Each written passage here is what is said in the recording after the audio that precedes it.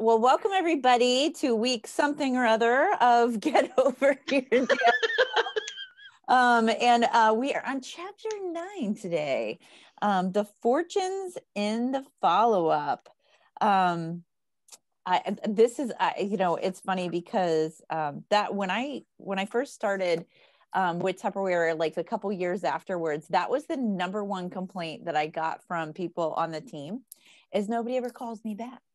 And I would tell them, like, it's not their job to call you back. It's your job to follow up with them.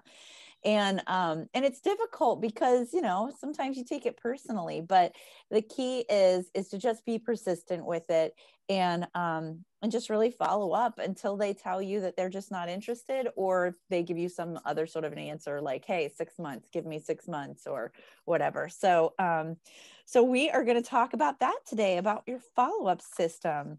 So Jenny, would you like to read for us today? Absolutely. Thank you. Great.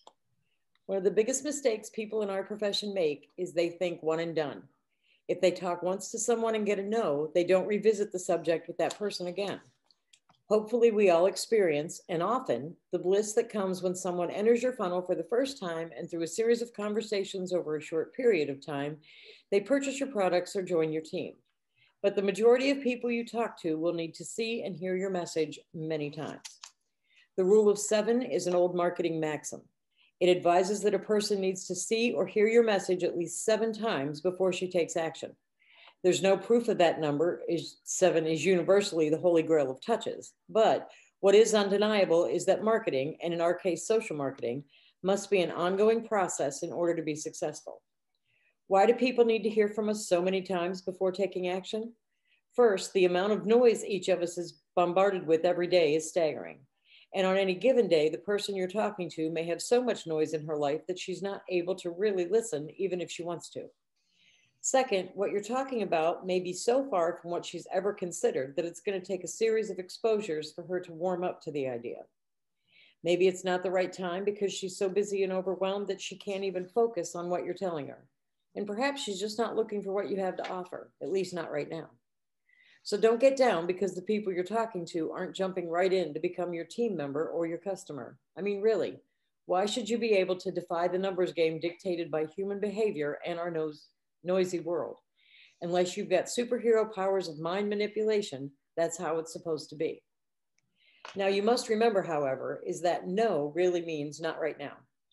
There are a whole lot of statistics on the internet about how many touches it takes and how few people actually make all those touches.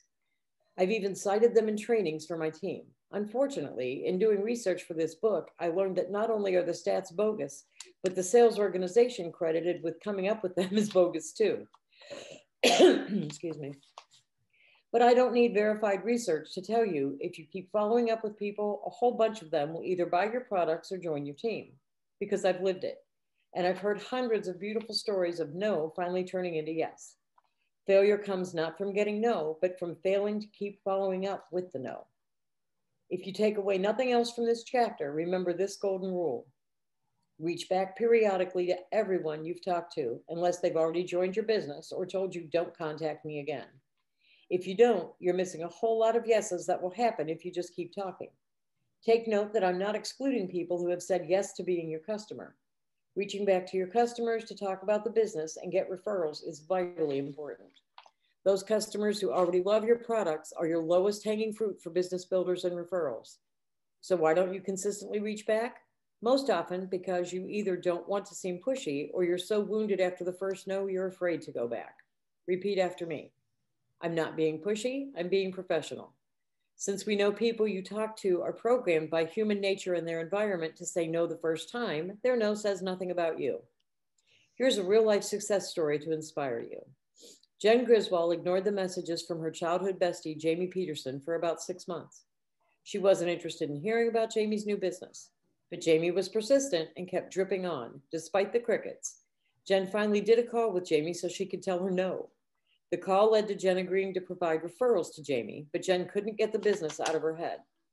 That led to a 3-way call with me, which ignited Jen's idea that she could build a team that could provide military spouses a way to build lucrative, flexible, portable businesses. Jen is an Air Force reservist who took a long time to get to her reason why for wanting to do this and her yes. Had Jamie given up, our team would have missed out on the exceptional leadership duo that is Jamie and Jen, two of the most successful leaders in our entire company. Our last 4 new personal business partners and 3 customers are people I've been talking to for years, as in 2, 3, 4, and 5 years. Over the years, they've told us no, not right now, not a good time, and even said nothing at all. Damn crickets. Had we given up, we would have missed out on all these new additions to our business. That would have been a shame for all of us. Reach back you must, and reach back you will. Remember the ideas I gave you to keep your list organized? It's very important to find a system that works for you so you can keep track for reach back purposes. If you need to, turn back now and review chapter 3, and then decide on a system to adopt, whether it's an Excel spreadsheet, a notebook, index cards, an online system, or a massive Word doc with a table like I've used for years. I encourage you to use your calendar system to keep you on task. I'm an iCal user. Maybe you use Outlook or an old school paper calendar. It doesn't matter what you use, just make sure you're populating upcoming follow-up appointments whenever possible. Okay, I want to say something here that is not in the book, but Saturday's training with Lynn, she was talking about doing follow-up and going back to talk to people. And she said, you guys, use your phone. She goes, if you tell Siri to set a message for 6 months from now to call Jane, she'll do it. And then she'll remind you. And I had never thought about that. I mean, like I put stuff in the calendar, but I don't ever say, hey, Siri, set a reminder for me for, 2028 to go. But apparently it works and I thought that was pretty cool because, I mean, Siri's annoying, but if she reminded me, I probably would literally go, oh, that's right. I wanted to do that. So, because I write stuff down in books and then I can't find the book I wrote it down in. I'm just going to be really honest. I'm like, I love the fact that she said, you just say, hey, Siri, remind me in 2 months. And Siri goes, okay, I'll remind you on this date. I'm like, oh man, I don't even have to figure it out anymore. Oh no, Siri just made a reminder for me. Well, at least I know it works. So 2 months from now, you're gonna get a reminder of this, and this date. That's what you said. You were on the meeting. I told you I don't use Alexa. They frighten me. So I'm like, oh, wait a minute. Maybe these things have more value than I was giving them. Yeah. That's funny. It's kind of like having your own personal cheap assistant. Well, cheap depending on your phone bill, I suppose. Might as well get the most out of that money too. All right. For example, if I talk to someone today who says it's just not the right time for her because of her house remodel, I'm going to ask her when she expects the project to be finished. Then I'll tell her, I'm going to loop back with you in 5 weeks. I'll look forward to hearing how great the remodel turned out and to pick up our conversation. Sound good? Then I'll calendar it with details, including a reminder to ask her how the remodel turned out. No matter how crazy my life is and all the things I forget, I'm not going to forget to do this. I like to think of reaching back to people as a game. It's fun to figure out excuses to loop back and get my prospects to think, okay, I should really listen to what Romy has to say. There are many reasons you can come up with to reach back, but here are 7 that you should definitely be using. Reach back reason 1, update them on your business. Whenever you hit a big milestone, it's a great reason to loop back. Even if you perceive it as a little milestone, as long as it's a forward motion, it can be talked about like a big milestone. When you earn your investment back in your first check, reach out to people you've spoken to thus far. I know we talked when I launched my business and it wasn't the right time for you, but I had to tell you what happened in just a month. I already earned back my investment, so everything from here on will help me save for the kids' college funds, go into our vacation funds, toward a down payment on a house. I think you should take another look. This could be the way for you to include what's in it for them based on your prior conversation. Maybe it's when you promote in title or earn company incentives. I wanted to update you on my business because I'm really seeing some traction here. Since we last talked, I've been promoted 3 times, which means my earnings have continued to grow. And I've earned a free trip to the wine country for some decadent R&R. Maybe you should take another look. It sure would be fun to help you earn extra money and perks like this. When people on your team experience success, it provides another compelling reason. I had to reach out because I'm not only having great success, but I'm helping other people reach big milestones in their businesses. My business partner just received a promotion and a bonus, and she's building her business around her 2 kids and demanding nursing career. She's on track to be able to cut back her shifts soon. I think you should take another look at this because you could enjoy this kind of success too. When our first attempts at talking about our new businesses are pretty bad to downright awful, who can blame us for not wanting to go back to the same person and try again? But we must. The numbers tell us so. And an update on your business is the perfect reason to do this. I reached back to a number of people with whom I wasn't, shall we say, eloquent at the beginning. My approach when I reached back was one of complete honesty.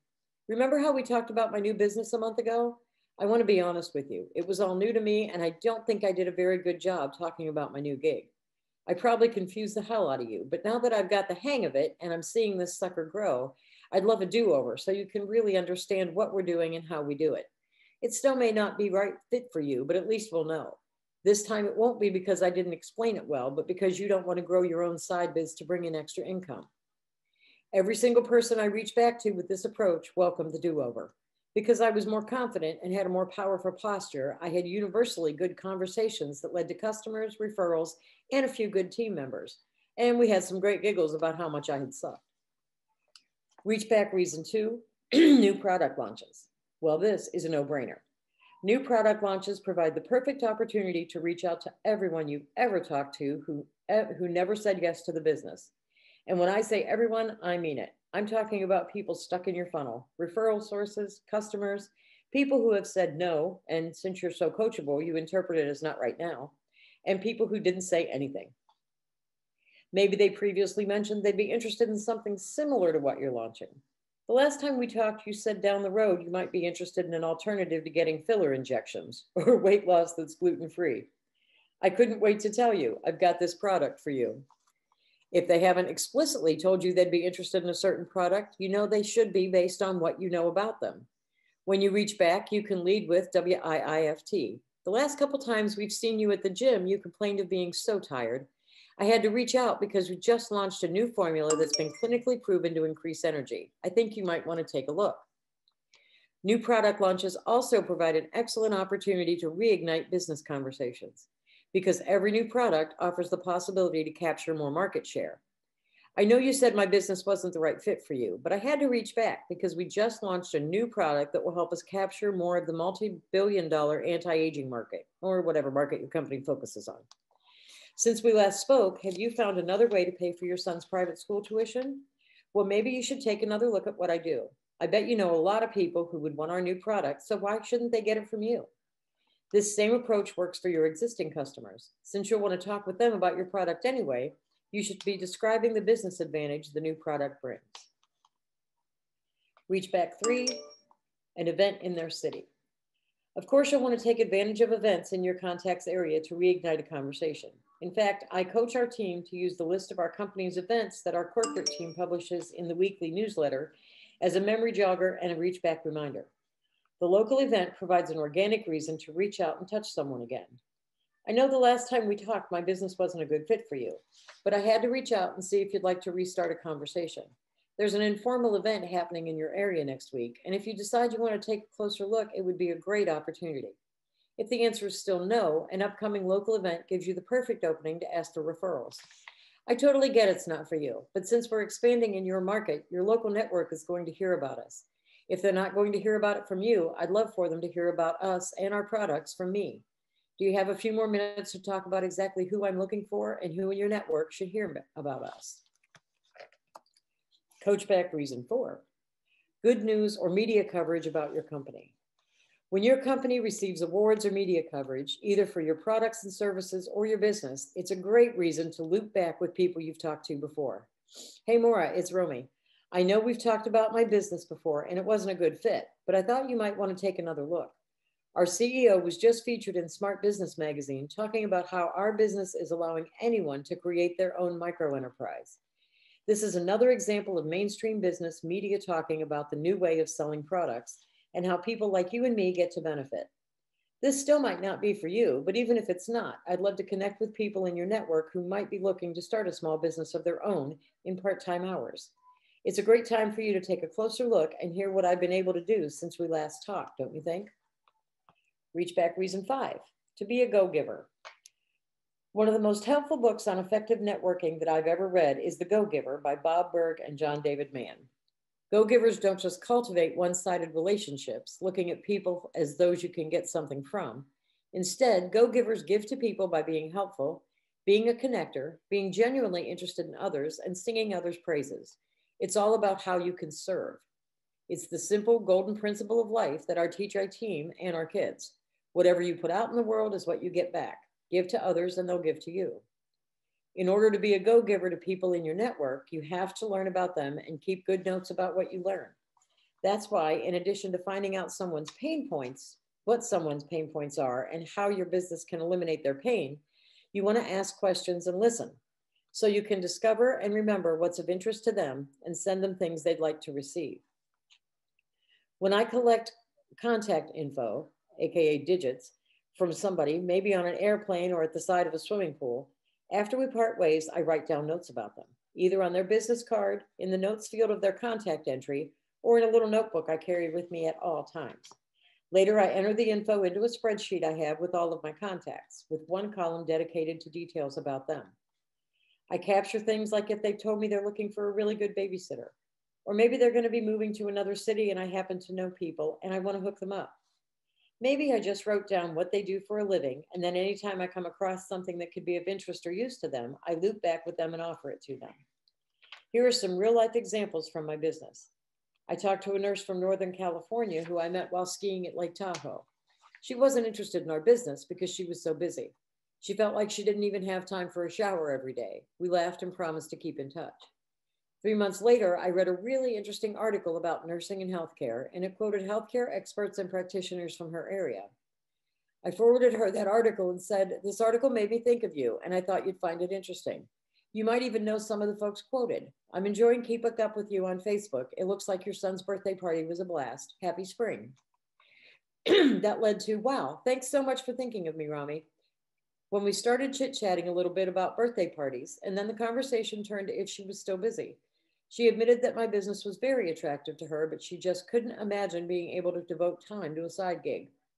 It did lead, however, to me being able to ask her for referrals, which she happily forked over, and discussion, of course, of how her sensitive skin had flared up because of stress. I was, of course, happy to get her on the products and still have a devoted customer and walking billboard. Here's another example. I had been trying to get referrals out of a small business owner for a long time, but she wasn't connecting me to anyone in her network.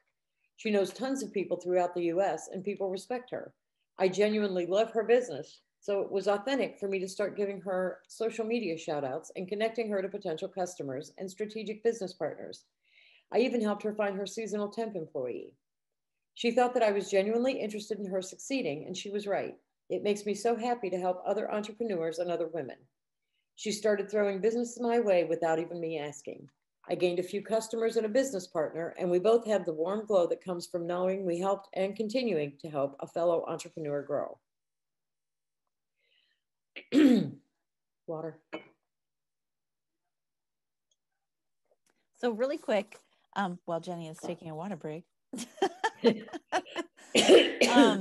So there were a couple things that I loved about things that she said. One of them was failure comes not from getting no, but from failing to follow up with the no. And I can think of a lot of people who over the years initially said no, or just kind of maybe not like a firm no, but just kind of, you know, you could tell that they weren't interested. And to follow up with them, I think is so key. To reach back periodically to everyone you've talked to, unless they've already joined your business or told you don't contact me again, which is what I was talking about in the beginning. And then I love when she said, repeat after me, I'm not being pushy, I'm being professional, right? Because how many times have you called a professional business and they didn't call you back? Right? Like you need a quote for something, or you needed a plumber, whatever it was, right? And they didn't call you back. I've definitely experienced that when I've been needing somebody and then they didn't call me back. And I thought, well, that's very unprofessional. I don't want to do business with them. you know, and even though they're not calling you and you're not, you know, not calling them back, even just it's the same sort of professionalism of following up with somebody, you know, and always whenever I'm getting ready to end whatever conversation, I always ask for permission to call back, because that takes like, because sometimes I get in my own head, like, oh, I don't want to bother. And I just talked to her. And last time she said this, this, and this, you know, and then I psych myself out and I don't do the follow-up. But if I say, hey, do you want me to give you a call back in about a month? And they're like, yeah. Instead of just kind of being like, okay, that sounds great. But just go ahead and like sort of loosely reschedule, but get permission to call back. Lydia, did you have something you wanted to say? Yeah, I just wanted to say, I think a lot of times, a lot of us forget to acknowledge that we heard them saying it's not right for me right now, and then ask for referrals. I think we lose a lot when we don't ask for referrals. And if they say no, and we just like, okay, and that's the end of it, we lose, I think, because if you acknowledge, like she does in here, you acknowledge, I understand it's not right for you at this time, or it's not right for you for whatever reason, you know, but then go into asking for referrals. When we don't do that, I think we lose out on a lot. And that's very easy to do, to overlook. Mm-hmm. I definitely agree with that. And you can even just say, hey, I have a great referral program, you know, and you can give them 10% off their next order or something like that for referrals, you know, or just, you know, just to give them, in the past, we have when we bought private insurance before Eric had a job that has insurance, when we did our insurance privately, our insurance guy occasionally would like send us a gift card in the mail because we had referred other people, and because, you know, these other people were doing investments and stuff with him, because he was an investment guy, but he just happened to be licensed in insurance, which is why he was helping us. And so occasionally he just sent us like $5 gift card to Starbucks, you know, nothing major, but it's just kind of nice to be able to kind of give back if somebody, you know, does give you a referral. So just food for thought. All right, Jenny, are you ready? Yep. Okay, reach back reason number 6. Pregnant, new baby, or kids starting school. One of the reasons many women want to build their own turnkey business is to eventually create the freedom to be with their kids more. So I found that even when people have said no, they sometimes see WWIFT a little differently once they have a bun in the oven or a new baby they have to leave at home to go to work. When a friend who works announces she's pregnant, in addition to being genuinely excited and interested and providing some fun and helpful articles or resources, I always ask how long she plans to take off after the baby. This inevitably leads to a conversation where either A, she laments that she doesn't get enough time, or B, she's excited that she'll have 3 months off and doesn't want to even think how she'll manage when she goes back. This conversation gives me the opening to suggest she might want to take another look at what I do. You know, between now and when the baby comes, you could build a significant start to a lucrative business that could give you more options down the road. A professional life that fits in around your baby, not the other way around. In what I like to call postpartum prospecting, whenever one of my friends who gives birth, I mark on my calendar to reach out to her 4 months after she delivers. I know how hard it is to leave your baby at home and go back to work after your maternity leave. It's gut-wrenching.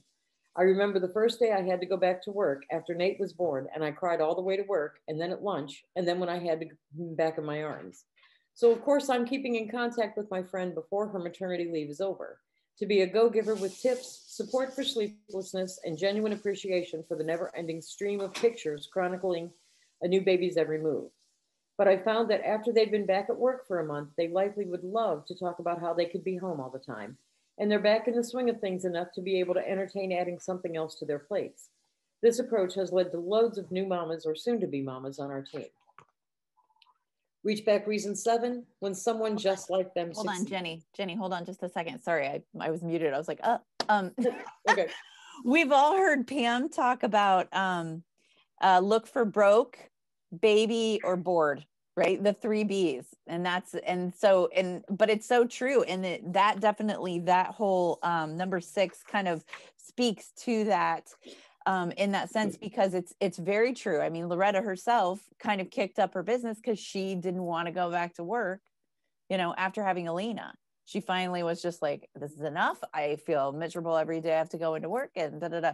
Now there are other women who are very excited to go back to work after baby. And that's okay. You know, that's totally okay.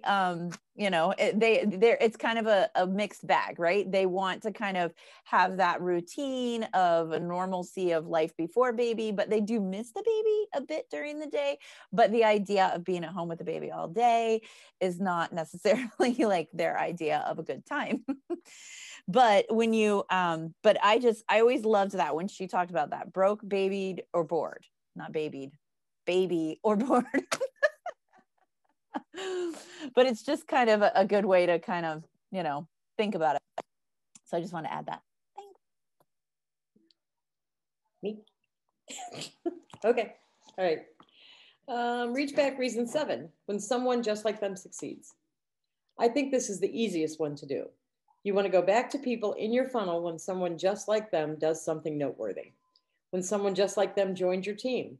Hey, Lisa, it's Romy, and I was just thinking of you because I had a teacher join my team last night. My new business partner, Mary's really excited for me to help her build a business that will match or exceed her teaching salary so she can ultimately spend more time with her kids. I couldn't help but wonder if you wanted to take another look at our business, since I know you would love to drop all the tutoring you do over the summer. Also, reach back when somebody just like them promotes or earns incentives. You better believe that every time a real estate pro earns a free Lexus or a luxury trip in our company, I reach out to every person I know in real estate. The same for every other demographic. A realtor that I work with is celebrating huge success in our business, so I thought of you. She just earned a free Lexus and a trip to Maui, and she's giddy over the perks that she doesn't get in her day job. I thought you might want to take another look at what we do. If the perks don't excite you, maybe adding an income stream that's insulated from the ups and downs in the market will. Another compelling reason is when somebody just like them retires from their day job because of their side gig income. Tammy, I had to reach out to you because there's an accountant I work with who retired from her firm because her side business had grown so big. She's so excited not to have to go through another tax season. I thought maybe you'd want to take another look at what we're doing. Now, let's get you reaching back. Get in action. Well, it's homework time, guys.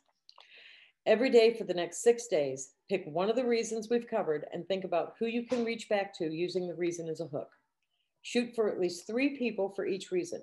Incorporate this exercise into your weekly activities, even making one day each week reach back day.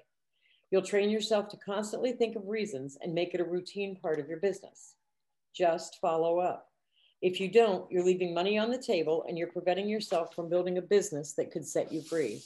So to light a fire under your follow-up butts, I leave you with this thought. How pissed are you going to be if you reached out 4 times to someone, but it was another business builder who reached out on the 5th exposure when it was the right time for your prospect, and she joins that person's team and becomes her customer? She should have been yours. Make sure she always is.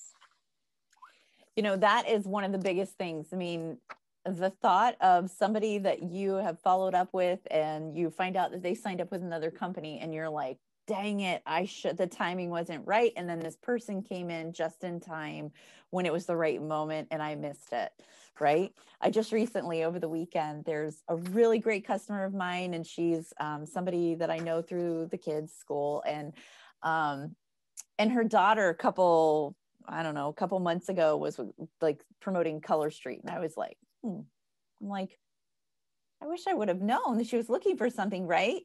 And I didn't say anything. I just kind of was like, oh, okay. Well, over the weekend, she announced now she's with Pampered Chef. And I'm like, son of a gun. I'm like, I was so mad, because I was just like, no, who knows? She may or may not have been interested, even if I had approached. But I didn't even like throw my hat in the ring. I didn't even like approach her with anything like that. So, shame on me for not following up, especially when I kind of got that little like, I wonder if I should do that. Right. I don't know about any of you, but my intuition is extremely strong. And inevitably when I get that feeling like, oh, maybe I should call that person. And then if I don't take action, next thing I know, they're with another company or whatever else the other reason that I was thinking in my head might be why I need to reach out to them, even if it's a personal thing, right? But yeah, so that is definitely, I like the idea of reach back day.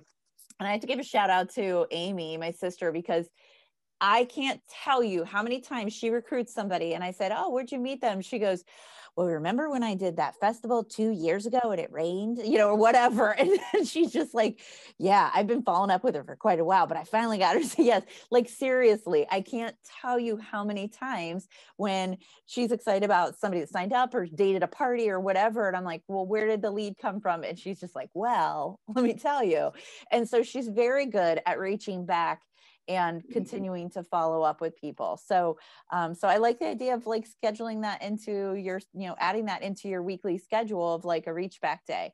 And maybe someday, those days you make phone calls, but other times you text on that day, and maybe you just send a card, just send a postcard in the mail or print up a flyer and drop it in an envelope, just things like that. So I think we have time to do chapter 10. I mean, it's only 10 o'clock. So, and chapter 10 is only like 3 pages. Very long either. Yeah, it's not very long at all. If you want to go ahead, Jenny. I can. The key to duplication. I'll be okay unless you start using the word duplicable too many times. And then we're just going to say the D word and go on about our business. Growing a successful team and a lucrative income requires duplication. This means adding customers and business partners who in turn add customers and business partners. The million-dollar question then, and the one I hear all the time, is how do we duplicate? It's simpler than you think. And the more complicated you make it, the slower you will grow. So let's talk about how to keep it simple and multiply, as I've affectionately referred to our team like bunnies in love. The only part of this business that we have total control over is our own activity. Now, if you're a control freak like me, I come by it honestly. You should meet my mother. This lack of control thing going on in our business can be very frustrating. So if you happen to be a bit of a control freak, I encourage you to get over it like I had to and do it now. Because duplication and ultimately success in this business starts with us. I want you to ask yourself a very simple but important question. If everyone on your team did exactly what you currently do every day, every week, and every month, how big would your business be? Whenever you find yourself frustrated because your business isn't growing, ask yourself that question. I still ask myself that very question. Whenever I'm noticing our team growth isn't as rapid or as steep as I would like to see, I first look at what I'm personally doing. Here's the short list of what you should be doing to start the duplication process. Constantly adding to your list, reaching out and reaching back to people on your list, inviting people interested in the business to three-way calls or events, and if it's the right fit, adding them to your team, adding those not interested in the business as a customer and asking them for referrals, getting paid. If you do all these things all the time, you'll teach your team how to do the same by simply duplicating your behavior. Here's one more thing that's really important: having fun. I've learned that people ultimately will join your team because of you and your energy. One of the things that attracts people to us is not just the potential financial gain, but also the emotional gain. Yes, the satisfaction of building something of their own, but also having something in their life that's different, a new adventure that can be a fun outlet for them. So make sure you're having fun, because if you're not, they're going to know it. Here's an interesting thing about personal activity that my beloved business partner, Bridget Kavanaugh, figured out crunching the data on her team. Your people will do, on average, half of what you do. And those are the runners. I looked at our team over the years, and damn, she's right. I call this the half rule. Of course, there are exceptions to this rule, outliers who may do as much or more than a big producing leader. I hope you find a few of them, but they're rare. Not unicorn rare, but pretty darn close. So assume the half rule applies to you. Let's assume then that you're doing the bare minimum to earn a check. The half rule says your peeps will do half of that, which is pretty pathetic. That's why to build big, you must commit today to be the top producer on your team. Then commit to besting yourself every month to show your team how it's done. That's what I did early on. I recognized that I couldn't ask my team to do anything I wasn't willing to do. I consistently talked to people and each and every month added customers and business partners. My personal volume kept going up and up. I had to set the pace and then see who kept up. Those were the ones who would get my time.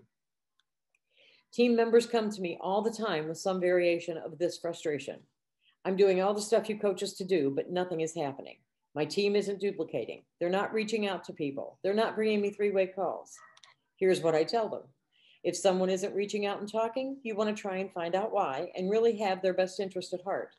A conversation that goes something like, Lisa, I remember you told me you desperately want to get out of teaching because you're so tired of the pink slips and you'd rather spend more time with your kids than with everybody else's children.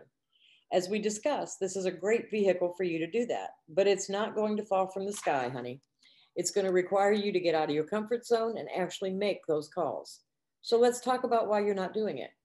Is it because you're having a hard time fitting it into your schedule? Is it because you're really still unsure of what to say? Is it because you're not sure you're in the right business? Let's get real. You can be totally honest with me. That's how I can help you.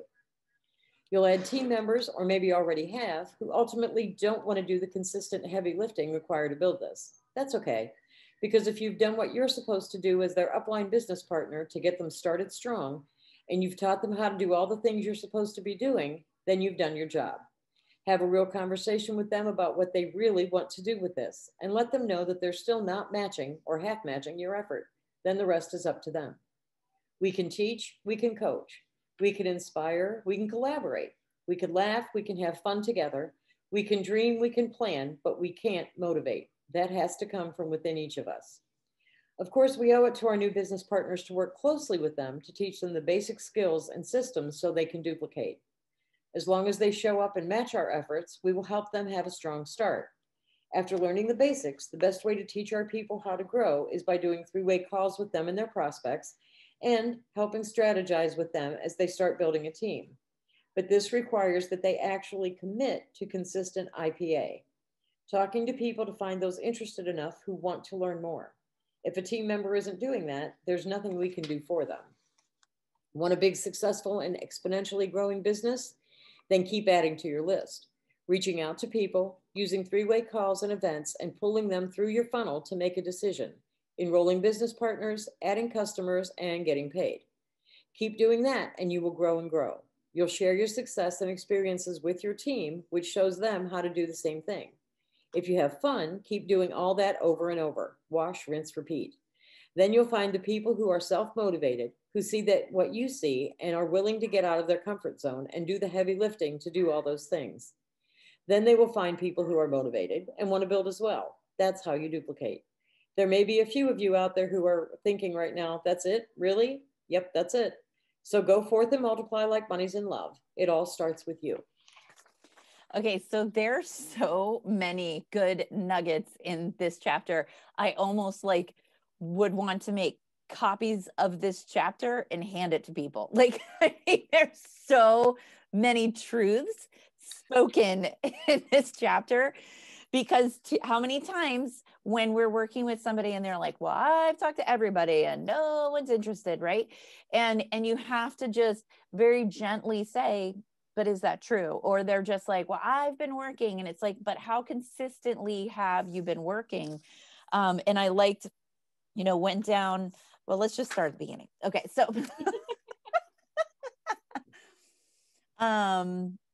let's keep it simple and multiply. Right. And it's so, and we've heard, Lynn Bardowski does the wash, rinse, repeat. She says that too, and that's the thing is the business. It's not easy, but it is simple. It is a simple business that we do, right? We reach out to customers. We find customers. We do parties. From those parties, we find recruits. From those recruits, we teach them to do the same thing. We're doing the same actions over and over and over again. Our key is that we have to come at it from different angles, right? So that it will resonate with different people at different times, and to stay ahead of the curve as far as the way things are trending, and educate ourselves on that. Us as leaders, that's our job. But to grow the business, it's truly just keep making the contacts, get them to date parties, get them to join your team, keep following up, contacts, get them to do parties, get them to join your team. I mean, it's that simple, and that's how you build a business. And then her talking about being a control freak and get over it. And that's very true. I mean, I've seen so many leaders try to micromanage their people when all you really need to do is just keep educating them and putting it out there, giving them a little nudge, sometimes taking them by the hand and bringing them along with you. Other times just being there and and just being there for them in those times. But the short list, that when she talks about the short list you should be doing for the duplication process, that's exactly it. Consistently adding to your list, reaching out, reaching back, inviting people who are interested, adding those not interested for the business, but as a customer, and get referrals and get paid, you know, and, you know, Pam has always talked about, you know, we're not doing the bare minimum, right? The champion, we don't do the bare minimum. That's not what we're striving for. We're not striving to just get by so we can get a paycheck. We're striving to go higher than that. So we don't do minimums. She said that, but I haven't heard her say it recently, but she said it for years. We don't, at Champion, we don't do minimums. We don't even talk about minimums a lot of times, like she says, you know, and because that's her way of saying, like, we don't want you worried about hitting, you know, $2,500 in your unit. We don't want you worried about this. If you keep doing these steps all the time, consistently every week, right? You don't have to worry about that, because you're bringing in new people are bringing in new business. Then you have, you know, the funnel keeps going, right? And so that is just like so key. And also for everybody on this call, I'm sure at some point in your business, you've bumped up against those minimums, right? And you're like, it's not fun, right? The business is not fun when you are bumping against the limits, and you're just kind of like, every month you're sweating trying to get to whatever the numbers are that you're trying to get to. And that doesn't make it fun. What makes it fun is to continue that funnel, right? To find new people. Because, you know, before I was even in Tupperware, I was with another company, and I remember asking my leader, I said, don't you ever get bored? Because she'd been in direct sales for a while. And I said, don't you ever get bored? Like, don't you ever just feel like kind of burnt out? And she's like, no, every time I get a new recruit or somebody is excited on the team or whatever, it infuses me. And I was like, oh, well, that's kind of cool. But then I felt the same thing, because when you have somebody on your team that's on fire, right? Or you get this new recruit and you're like super charged up about him for whatever reason, and it's like a B12 shot in the arm, right? It totally fuels you to wake up another day, to do all the things. And I can't tell you how many times I've called Pam on the way home from a party or the way home from something and be like, I just met my next director. Do you know how many times that person has actually become my next director? 0, right? 0 times have I said that, and it actually happened. One of these days it will happen. But that excitement could have led me to another director on the team, because I was excited, because I was charged up, because that led me to fight another day, to reach out, to do those things and inspire and motivate. So just because that one particular person that I said was going to be my next director did not become a next director, doesn't mean they did not fuel my fire to help step up the next director.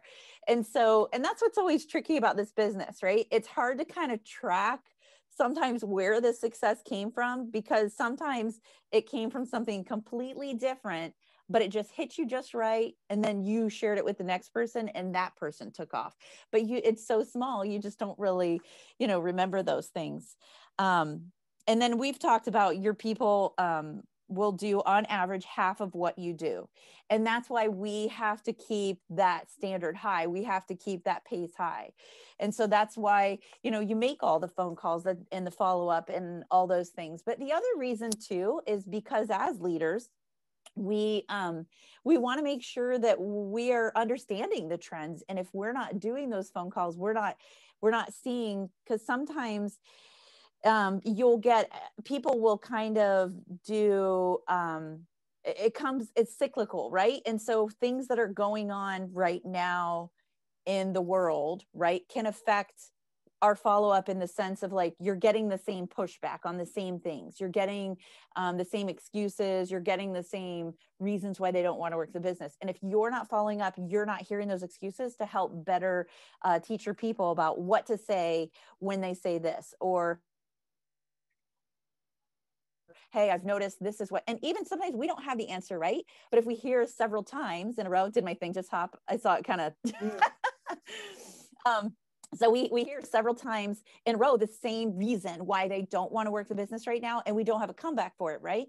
And so that gives us an opportunity to be able to talk to other leaders, right? And approach your upline director, approach your upline manager, and just say, hey, I keep getting this and I'm not sure what to say to it, and so it's just so important that we're down in the trenches doing these actions as well. But this is also how we're going to build our business as well, so that we're setting that pace.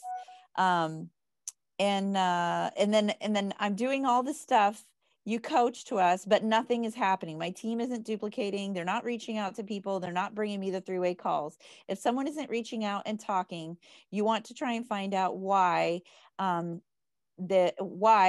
really have their best interests at heart. And that's key too, because a lot of times people, when they kind of shy away and they stop kind of doing those actions, that is our cue to go after them, right? We're the shepherd that goes after the sheep. Right. And we're like, come back. What's going on? And a lot of times you find out, I didn't read what Amy put, but she said something about anxiety. You find out maybe they're having anxiety. You find out maybe, there's stuff going on in their household. Like there's conflict, some sort of conflict in their household. You may find out that they're having some health issues. And if you just keep plowing ahead or you write them off, right? And you're just like, she's not working with me. So she's done, when she's ready, she'll call me. But this business, it is a relationship business. So it's so important to kind of reach out, be with them in that moment of whatever it is that's going on. And sometimes you need to stay there with them. And then other times, just you even going and just saying, hey, what's going on? How can I help? That's enough to kind of snap them out of it, right? And they're just like, oh, it's just stuff at home I have to deal with. But, thanks for reaching out. You reminded me, I do need to follow up with these people. I've had that conversation many, many times.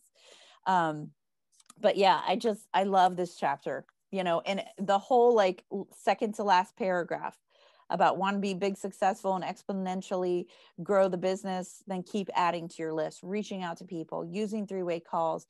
And I've never had a huge success with three-way calls. I go back and forth with my team. Now they are doing more messages, three-way messaging. We're doing a decent amount of that. I did manage to but as far as three-way calls, sometimes people still have a negative feeling about three-way calls, right? It's a very classic network marketing tactic, and people get a little squirmy about it sometimes. And so if the person on your team feels a little squirmy about it, they're not going to do it. No matter how much you try to convince them that it could help them, they're not going to want to do it. But I do find that they're interested in doing the three-way chats. And sometimes it's before the person joins, but most of the time it's right after the person joins that we start a little three-way chat of hey, welcome to the team. What's going on? How can we help you? Type of a thing. Did anybody else have anything they wanted to share? So I was thinking about when there's people on our teams or people that we're working with, and you can't, and everybody says this all the time, you can't want it more than they do. Right. And sometimes if it's especially a good friend or somebody that you've built a relationship and they need this, they need it, but they need it way more than they know they need it. And so you keep working and working and pushing, and it's very frustrating because they're not doing what if they would do it, they would succeed. And in the meantime, you've got somebody that maybe you don't know as well that is truly plowing ahead on their own. And you look at them and think, oh, well, they're doing okay. I don't need to put a whole lot of effort into that. And so we should switch that up. Right. The person that's plowing ahead because they're going to do it. I have said in the last week this a couple times, Lydia's word for the year, wow, with or without, they're going to do it with or without you. They need the money, they need the whatever, and they're going to go ahead and do it. And then you've got this other person that you want it for them, but they don't want it. They kind of want it, but they don't really want it. And it's just it's a weird thing because I think sometimes we put our attention and effort more with somebody that isn't as interested as they could be, and we miss the person that really would thrive with the help. Right, because they're already like doing well, and if you even help them a little bit more, they might go further faster. Yeah. All that, yeah. And also it's important to build that relationship with somebody who is rising up in the business, right? Because should they, let's look forward, right? So should they become like this crazy successful director for you, right? And then all of a sudden, then you're giving them attention. Yeah, people don't like that very much. You know, they're like, wait, so when you were making next to nothing on me, you didn't really pay attention to me, but now that I'm bringing in several $100s a month for you, you know, and so it's important to kind of be with them on every step of the journey. But Jenny, you totally hit the nail on the head, because that I think happens very frequently. And so in this other, on page 140, halfway down, it says we can teach, we can coach, we can inspire, we can collaborate, we can laugh, we can have fun together, we can dream, we can plan, but we can't motivate. That has to come from within each of us, right? And we can say the words, we can do the trainings, we can do all of that, but if they're not in tune to it and they're not open to hearing it at that moment, it doesn't matter. Which is why we hear so many times somebody will be like, my aha from tonight is blah, blah, blah. And it was something that we've told them 5 times. And you're just like, really? How original. That's awesome. It's just because they weren't open to hearing it yet. They weren't prepared to take action. So it did not resonate with them. And honestly, at the end of the day, it doesn't matter where they got it from, as long as they got it, because that's what's going to help them. And this business is about helping people, not about taking credit, right? It's about helping people get to what they need. And who cares about the credit, right? Who cares if it wasn't your words that inspired them to move forward? You know, but it truly does. That motivation has to come from within, because I can want it. Ellen, like crazy. I'm sorry. Yeah. And Ellen, as you know, as we were saying earlier, you know, with the follow-up, you follow up 4 or 5 times, and that 5th time might, you know, they'll say, okay. But just like you were saying, you know, you've said something to the same topic to someone 4, 5, 6 times, and then somebody else says it and it resonates. It's the same concept. Mm-hmm. And it might be, you know, that it might just be that the word choices are a little bit different, or maybe believe it or not, it could be something as simple as, you know, they like the outfit the person's wearing that told them, mm-hmm. that made it resonate, you know, I mean, something totally off topic that makes it real to them. You know what I mean? Absolutely. So, yeah, I totally agree with that. And sometimes they connect with that person better. Like that person comes from a similar place, background, whatever, you know, that helps them, you know, they're more open to hearing. Yeah. It can also be like, if you're saying something to someone, if somewhere in the back of their mind, they're like, oh, well, she's supposed to say that to me. You know, she's my director, she's my manager, she's supposed to encourage me like that. And then somebody else that has nothing to do with them says it, they're like, oh, well, maybe that's for real. Or it could be something like, you know, you hear it from your director or, you know, whatever, over and over and over again. And then somebody like Ellen says it, somebody that, you know, is at the top of the team and the top of the company, and, you know, or somebody from a whole different area says it, you know, and all of a sudden it's like, wow, that person talked to me and listen to what she said. You know, I mean, I don't care what you say, there is that common feel of, you know, I'm a new consultant, and this person that's way over here making all this money just took 2 minutes to say something to me, and this is what she said. Isn't that amazing? I mean, we're all people, and we don't always think, you know, I mean, I know Ellen is not a you know, a vain person or a look at me kind of person, or, you know, I don't know of anybody in Champion that is. Your halo's slipping there. Fix it. I'm like, let me fix my hair one more time. Go ahead, Julie. Please, Julie, go on about Ellen. I'm just using Ellen as an example. I know. You know, I mean, same thing. Like, I mean, I had that with Jenny even. I mean, Jenny has always been very helpful to me, and, you know, I treasure that. You know, because Ellen is, or Jenny is also, you know, a top director, and Lydia, and I mean, anybody. So, I mean, no matter how hard we think that people don't perceive us as on a pedestal, people perceive us on a pedestal. Yeah, absolutely. Your title walks in the room before you do.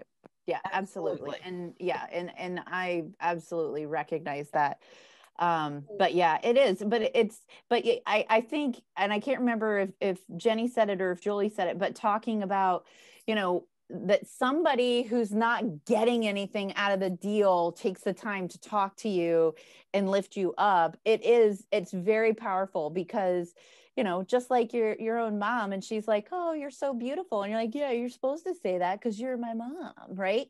I mean, I'm sure my kids feel the same way when they've never actually said that to me, but I remember feeling that way, like, oh, it doesn't count, you know? And so yeah, it's, you know, and it's the same thing. What were you gonna say, Jenny? One of my favorite stories, initially starting in Tupperware, is I didn't know anything about titles. I didn't know anything about Too Much, mostly because I wasn't interested. But I went to had to be a fall fest because I had just started, and I had been to a couple rallies and had seen Ellen train and had seen Loretta train and had seen Pam. And those were like the three people I knew besides my immediate director. And we went to this fall fest, and I was walking down the aisle. I wasn't even going anywhere in particular. I was trying to find my seat. And Ellen and Loretta were leaned up against the wall. And as I walked past, Ellen went, hey, Jenny, how are you doing? And I was like, shit. She not only said hello, she knew my name. And I don't have any idea why she knew my name, because I was not doing anything. But I thought, well, she is somebody. I didn't know who she was, but I knew she was somebody. And I knew Loretta was somebody. And at that point in time, I was scared to death of Loretta. So I should have said my name. I'd have probably peed myself and gone home. But yeah. I was scared of Loretta too. Ellen was friendly, and Loretta was friendly too. I didn't know either of them, but yeah, Loretta just scared me. But that's been a really funny thing. And I've told Ellen more than one time, part of the reason I stayed in Tupperware was because you knew my name. You know, and that sounds stupid, but I have been in it. I was never in a situation growing up or in my adult life where people particularly remembered me because I didn't do it. The only thing they knew about me was that I had 5 kids and they were reasonably well behaved. And I had been to Tupperware meetings and they did not know I had 5 kids, and they didn't know how they behaved because they had never been to any of them. Well, I know for myself, when I joined 2 years ago, I mean, for the 3rd time, and I have to say, Champion is the best old word distributorship I've ever been with, and I love everybody here. But I remember I joined in March and did the fair in August, and it was the first time I'd really met Lydia. And you know, Lydia's a director, and you know, she came in and she knew what she was doing and all this stuff, and set up her stuff. And you know, was the first time I'd been there and didn't know how things worked or whatever, and you know, she just started talking to me and you know, asking me about myself. And then Scott came to pick me up one night, and she was like, oh, well, hello, Scott, you know, and she had seen us both at Buckeye Bashes. But, you know, here I'm thinking, wow, you know, I don't know this lady, and she's really you know, stepping in and showing me the ropes of how things are at the fair and all that kind of stuff. And then at the end of that week, I had 28 recruits, and it was like, wow. And, you know, everybody was like, how did you do that? And I'm like, you know, so I think, you know, I mean, she wasn't my director, but yet again, you know, she said things to me that resonated and that kind of thing. And another thing that I wanted to mention was with Lynn's training this week. Some of the things she said in the training were the same things and methods that I used, I'm aging myself, 35, 40 years ago when I was in, and with live parties. And it's like, I remembered. And it was like, oh yeah, I remember that part, you know. So sometimes it's also just the repetition, and you know, you learn so much when you start with Tupperware. There's so much information and so many people that, you know, you might hear the same thing 4 or 5 times and not even realize it, that's, you know, that you've heard it 5 times before, because it's just, there's so much. So you do have to keep that repetition and just keep saying it over and over and over again before it sinks in. Absolutely. I'll be quiet now. Oh, you're fine, Julie. That's the whole point. We want everybody to talk. All right. Did anybody else have anything they wanted to share? All right. So next week we will be on chapter 11, the bullshit we tell ourselves.